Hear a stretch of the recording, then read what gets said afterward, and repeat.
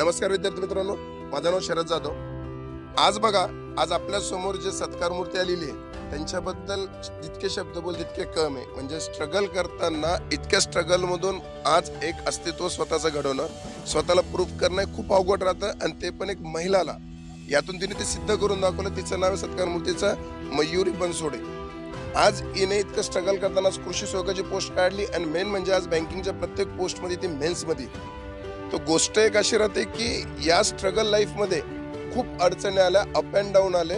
हा जो खडकर रस्ता होता, ह्या रस्त्यामध्ये मी माझं स्वतः बघितलेलं आहे की तिला प्रत्येक क्षणी जेव्हा मेन्समध्ये जायची काही पॉईंट म्हणून रिझल्ट राहायचा तर तिचे रडणं, परंतु रडण्यातून तिचा कॉन्फिडन्स राहत होता की नाही सर मी परत करेन, सर मी परत करेन. आणि तिने स्वतःला प्रूफ केलं म्हणजे केलं.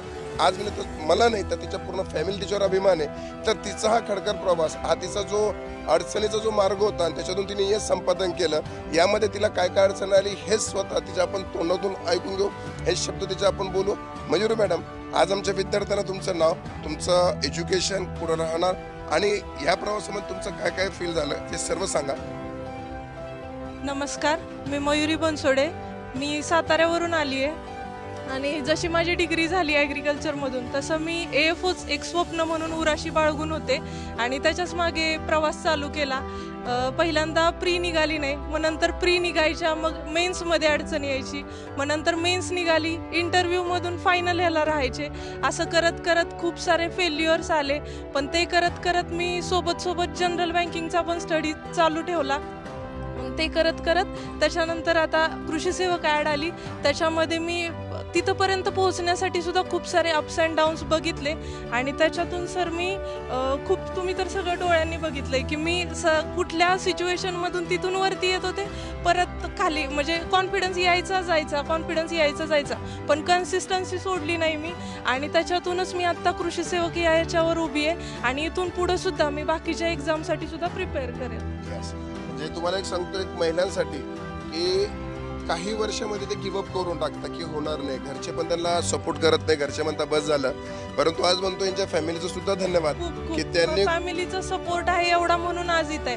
मम्मी पप्पांनी प्रत्येक गोष्टीसाठी, कुठल्याच गोष्टीसाठी नाही असं नाही, ठीक आहे तू जनरल बँकिंग तुझी इच्छा आहे तू ते कर, तुला AFO साठी अजून एक ट्राय द्यायचा आहे तू ते कर. प्रत्येक गोष्टीसाठी त्यांनी मला सपोर्ट केला. सर्व पालकांनी जर असंच मुलींना सपोर्ट केला तो खूप काही गोष्टी की ज्या होऊ शकतात. आणि पुढचं सतीश सर त्यांना बोलतील. सतीश सर. मॅडम, ज्यावेळेस आपण बँकिंगची तयारी करतो आणि अचानक असं सरळ सेवेच्या फ्लोमध्ये जातो, तर अशा वेळेस जे ट्रान्झिशन असतं, तर अशा वेळेस तुम्ही विद्यार्थ्यांना काय सांगू शकाल की तुम्ही बँकिंगची प्रिपरेशन करत असताना सरळ सेवेची एक्झाम पण देऊ शकतात का? हो, देऊ शकतो ना. कारण की आपण कन्सिस्टन्सी नाही सोडायची बँकिंगची. सोबत सेम सिलेबस आहे. आता IBPS कंडक्ट करते म्हटल्यावर सेम सिलेबस आहे, फक्त थोडाफार त्याच्यामध्ये GKचा ॲड होऊन जातो.